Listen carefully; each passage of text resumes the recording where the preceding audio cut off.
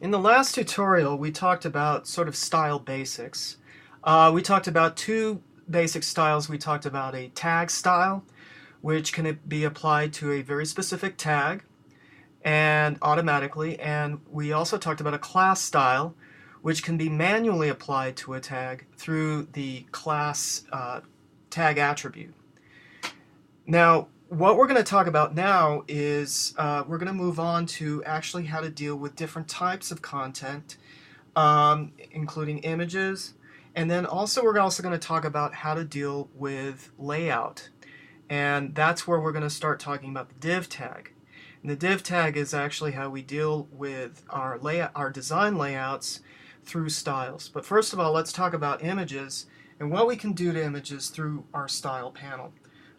We can align them, we can wrap text around them, we can sort of position them, we can put borders around them, that kind of thing.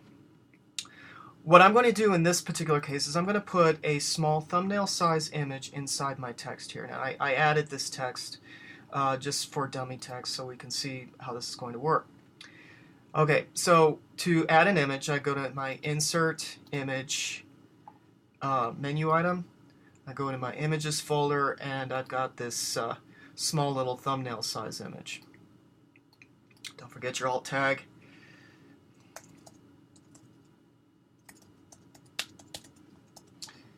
Okay, and I click OK. Now, hopefully, right off the bat, you're going to see a couple of problems. Not just one, but more than one. First off, notice how we would like to have the text wrap, meaning that the text would start at the top of the image rather than down below. And so the problem with that is that we're going to have to wrap the text. Another problem that we have is notice that the text is butted up right against the image. It looks a little claustrophobic. And that's not a good design approach, and we're going to have to change that. Styles will be the way to do it. Now, what I'm going to do is I'm going to apply a class style to this because I may not want what I'm going to do to this image apply to every single image. However, if you did want to, say, put padding on an image, we could do a general image padding style. Let's do that first. So I click CSS. I'm going to do New Rule, Edit Rule, and since this is going to apply to all images, I'm going to apply it to the image tag. I can use the drop down here and just sort of go searching for the image tag, which is IMG. Not, oh my god, but yeah, IMG for image. Okay, so to put some padding around the image, I go to my box area. And notice that I have a padding check marked. And if it's check mark and I type in a certain value, then it automatically applies it to all sides. If it's unchecked, actually let me delete that first. If it's unchecked, then I can do it to specific sides. So I might want to say a 5 pixel padding on the right and the left. This will apply automatically to all image tags. So watch what happens. Boom. Puts a little bit of padding on both sides here. All right. Now in this particular image, and don't forget that anytime I put another image in here, it's automatically going to have that padding applied to it because of the image tag here and my image tag style. What I'm going to do next is I'm going to create a new rule, and this time I'm going to create a class, and I'll call this text-wrap. You all know why I did hyphen, right? Okay, so I click OK. Now to make the text wrap, now this is not really intuitive, so bear with me. To make the text wrap, I have to align images. Now in the old days, to align an image, you would go to your Properties palette, click Align Left or Right or Center, and it would automatically wrap the text, and just a click of the button, done. Those were the good old days because it's a little bit more difficult now. Now we have to use the float attribute, which is again under box, and the float category is sort of what used to be what the align category was. Now if I say float left, that means what's going to happen is that the text will now automatically wrap around the image. Now I'm going to click OK on that. Notice nothing really happened because look what happened up in my code. The class was applied to the wrong place. So I'm going to show you a quick little trick that I like to use is inside, this is the piece of code that I want to use the class text wrap, but I want to apply it to the image tag instead. And since it applied to the wrong one, what I can do is select it, click and drag the whole bit of code over to the image tag. Make sure you have a space before and after, like that, and that will automatically apply that to here. Watch, see what happens? Now the text wraps around the image. If I had an align equals left, for instance, and since I can show this to you real quick, I can go into my styles here and say float right. Now remember, I inserted the image code-wise before the paragraph, but watch what happens when I say float right. It automatically floats to the other side, regardless of where your image code is. Even though it's before all the paragraph, it will automatically just float and the text will wrap. Pretty cool thing, something I use quite a bit when I deal with images. Okay, another thing that we are going to deal with images is background. Now, if you wanted to create a background for the whole page here, what you could do is go to Modify Page Properties, go into your page properties, and you see where it says Background Image. Now, I've got a background image already inside my images folder. It's called bg.jpg. And I'm going to set repeat, no repeat, meaning that it will not tile. And I click OK. My text is not ideal here, so I might go back into my page properties here and just change the font color to, let's say, this off-white yellow.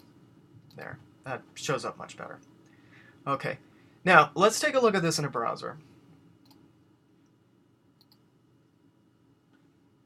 Okay, in my browser, you can't see this right now, but in my browser, you'll see how as I open and close, how the text moves around, gets a little crazy on you here.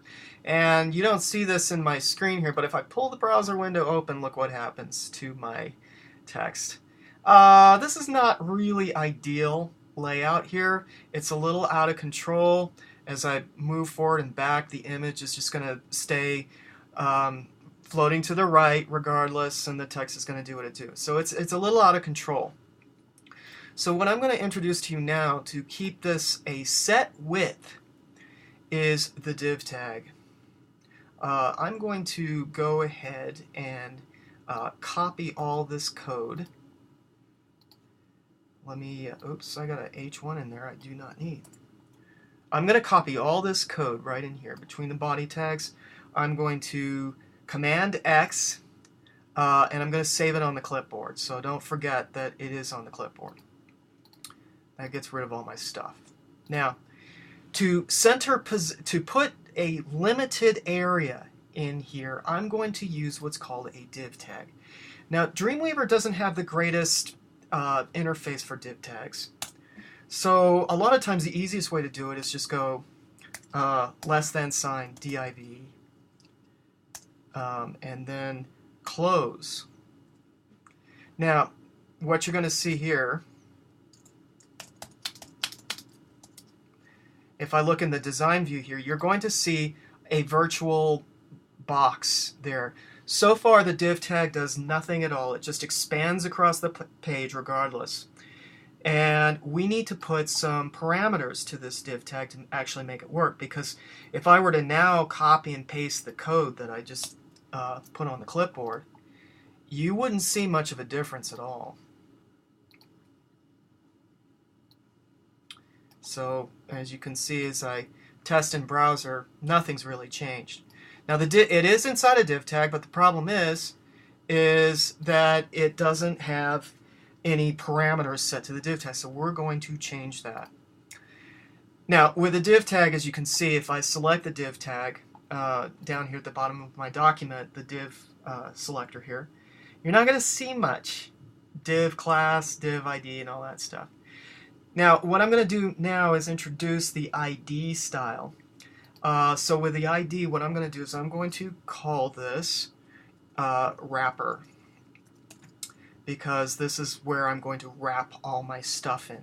So I just called it I gave it an ID of wrapper, and if you want to take a look at what it does in the code here, let me find that. It creates a tag div ID equals wrapper. Now, the div surrounds all the other code in here. So what I'm going to do is now I'm going to create a wrapper style. Now notice, this is really annoying with CS6 and 5 and 4 and all that. I don't have all my controls that I had before. So I'm going to introduce you now to the panel that I really like to use for styles, because this little guy is always present. If you don't see this, now I've got classic mode for my workspace, but I have a tab called CSS styles. If you do not have this showing, go to Window, CSS styles, and then this tab will show up. Under CSS styles you have an all, and there's all my styles that I've created so far. You can see them, and notice when you click on them you're going to see these style attributes. Very easy way to access the styles that you've created already. And current, now with this one I have selected this one, but there is no wrapper style yet. I have to create that. So down at the bottom of this panel you've got a couple of little icons. You have a new CSS rule icon, you have a pencil which is edit rule in case you've already had one. So I'm going to create a new CSS rule.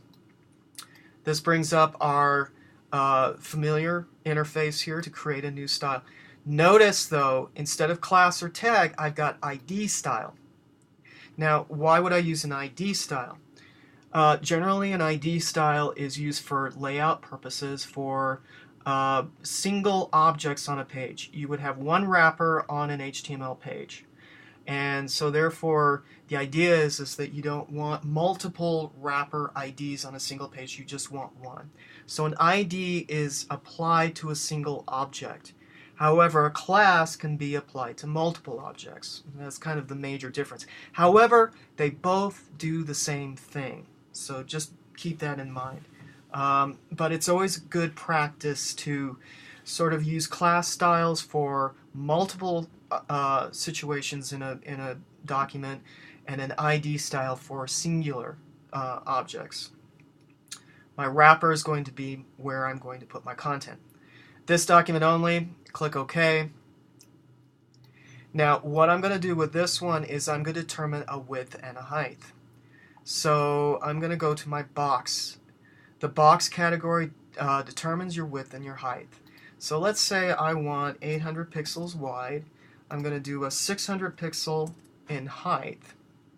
And that's pretty much it. Now here's a little something you may want to remember. You definitely want to remember this, is that most websites you want to have it float in the middle. Now my float left or right doesn't have a center. This is one of those little style gotchas. There's quite a few of them. I'm going to try to hopefully steer you through them as best I can. But with this one, I'm going to do margin, uncheck same for all, and do auto right, auto left. And as you can see now, I have now created a layout. One last thing, I want to put the background image inside the style, so I'm going to take it out of the full page. That takes the style out, but I'm going to insert it into my ID tag with the wrapper. So to edit that, I click the pencil tool, and I'm going to now say background, browse. There's my BG, open, click OK, and now you have that much more. I have